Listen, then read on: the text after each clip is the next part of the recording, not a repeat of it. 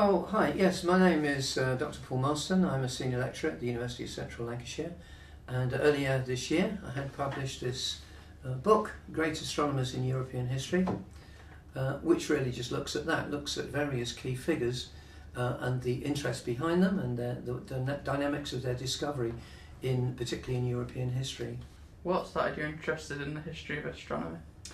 I had an early interest in philosophy, and at university I had the opportunity to study under three of the leading philosophers of science in the 20th century, that is Karl Popper, Imre Lakatos and Paul Feyerabend. And that really led me to an interest in the dynamics of discovery, which is really my sort of inroad into the history of science. What is distinctive about your book?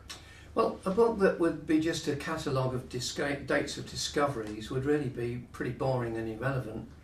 What's exciting is to see the dynamics of how the ideas, the scientific ideas arose, and to do that to get into the thinking of those who developed them. That's why the book doesn't attempt to be compendious and cover everything, but looks at particularly key figures and tries to get into the dynamics of their thinking, how they arrived at their new ideas. How does the history of science differ from the other history? Well, like any historians of science have to be aware of the social, political, cultural and so on backgrounds, but they also need to be aware of the scientific concepts which were available at the time in the background of the scientist. And finally, they also need to be aware of the way in which actual observations start to interact with these concepts and lead to the reformulation of ideas. What kind of people is the book aimed at? Well, it's aimed at those interested in the history of astronomy, or really anyone with an interest in the history of the development of ideas. The history of science is fun precisely because it lets us see how these ideas developed in all their cultural, religious and scientific backgrounds. It's really aimed at anyone who would be interested in this, and they don't have to have any technical knowledge of astronomy in order to read the book. Isn't a lot of stuff in the history of astronomy already well known? Well, actually, a lot of things that everybody knows are wrong. For example, in the days of Columbus, everyone thought the Earth was flat. Galileo dropped balls from a leaning tower and proved the Earth moved. Newton invented the idea of gravitational attraction when he saw the apple fall. Actually, none of these are true.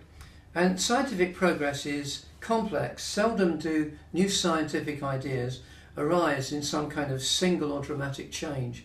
They usually develop over time to a change of perspective. Who is your favourite astronomer in this period and why?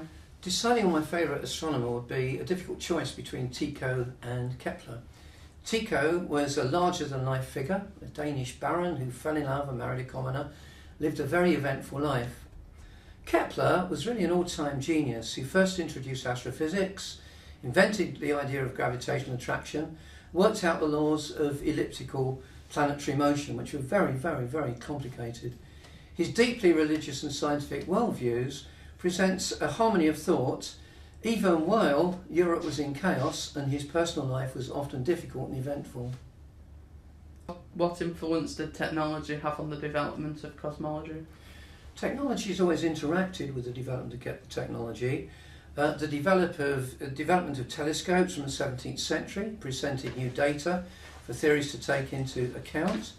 Development of spectroscopy enabled astrophysics to enter a new empirical phase, and the use of photography changed the way in which comparative observations could be made.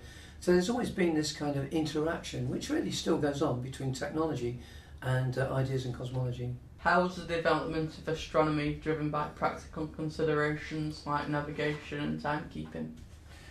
Astronomical observation first developed in Babylon as part of the process of divination. You had to be able to tell whether it would be good for a king to go to war in 6 months' time, so you had to know what the stars were going to do then.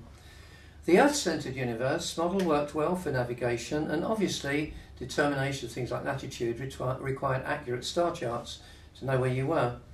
For figures like Tycho and Kepler, doing astrology was an important part of staying in favour with important people and getting benefactors to give them money. But this wasn't, of course, their motivation for doing the actual research. And in fact, most of the early Greek interest in astronomy and the major 19th century astronomers in, say, Britain, who were mostly amateurs, but that word really doesn't mean very much in that context, wanted to do this. They were motivated by a pure scientific curiosity. not for any practical gain. It was really almost literally blue sky research. What can such a history tell us about present and future science?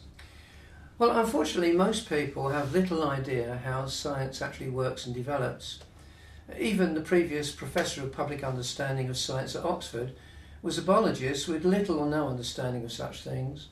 The weirdness and counterintuitiveness of many ideas in physics and astronomy, the difficulties of getting conclusive evidence, and the way in which perceptions change as science develops.